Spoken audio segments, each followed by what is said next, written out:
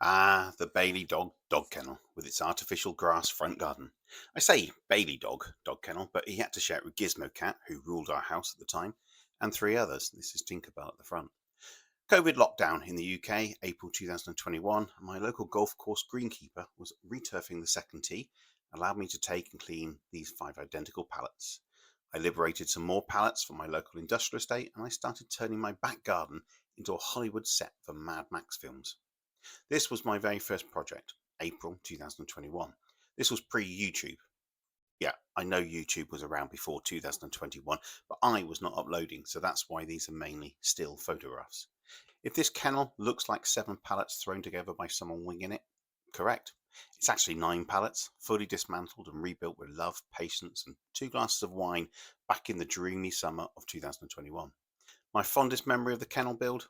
My wife hanging out the bedroom window and telling me, "Martin, you've had some daft ideas in your time. This is not one of them." After 35 years of marriage, that's not just a compliment. That's a mic drop and a standing ovation at the same time. Powered by stubbornness and second-hand screwdrivers, I remember being most proud of the fact this cost less than £10 to make. £4 on screws, £6 on angle brackets to hold the roof on, which to this day still annoys me, as I knew I had some in the garage and found them 2 days after I bought new ones. I've built 2 more dog kennels since, 100% pallet wood, no roof felt, but neither of them were filmed either.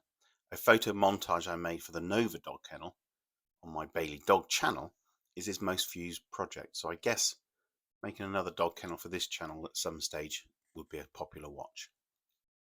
Back to the Bailey Dog Dog Kennel. It has been much loved and slept on. Bailey, Gizmo, Nova after her operation, they've all had sanctuary in this pet palace.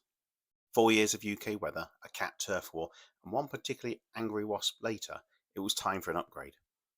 So many people moan about pallet wood quality, yet here I am, 4 years later, and the pallet wood is still standing tall and proud, pulling off that weathered silver look like an aging rock star. Meanwhile, the roof felt totally betrayed me, waved the white flag aggressively in the face of the Great British Weather, which is renowned for not taking prisoners and being the ultimate plywood assassin. And so, to the replacement of the roof and an upgrade for the dog kennel at the same time. Marine pallet wood this time, off cut from the local big box store. Technically free of charge, but I always leave a donation in the donation jar because it makes me feel good on the inside, as the Aussie fella says. Paint with waterproof stain. The tin says waterproof in 30 minutes, but in the UK heatwave, it was 30 degrees outside and the stuff dried in 5 minutes flat. So naturally, I painted twice, both sides, because clearly I'm a professional, if only in my own deluded head. How much weight should you add to a glue up? You can never have enough. It's like hugging a grizzly bear and worrying if you're squeezing too tight. My opinion is whether it's clamps or bears, there's no such thing as too much pressure. This upgrade will have Bailey and the cats convinced the roof is crafted from premium dark oak. He's a clever lad, but I'm betting he won't catch on that's really just stained plywood, trying to pass as the real deal on a television makeover show. Stick the roof felt down using water-based quick bond roofers glue. This was left over from adding the EDPM to the shed next to this kennel. That's another project from free and reclaimed wood, and the video is still sat in my editing folder waiting for inspiration to release a film on how to build a shed for nothing. I also add this parcel shelf so the cats can sleep in the attic if they want to be away from snoring Harry. As I moved this blanket onto the shelf, I've discovered a wasp nest hanging from the pallet striders, so a 1-week delay was created to allow the wasps and the nest to be removed to the wasp sanctuary. I also had a wasp nest at the bottom of the garden, so they got evicted as well. Justice doesn't come when you expect her. She waits, she lurks. She's not always swift, but she can be patient. 1 week later, I was sanding the skateboard memorial at a friend's graveside and was stung by a wasp who had a nest just underneath in the stone edgings of the grave. One last act of vengeance, one last middle finger.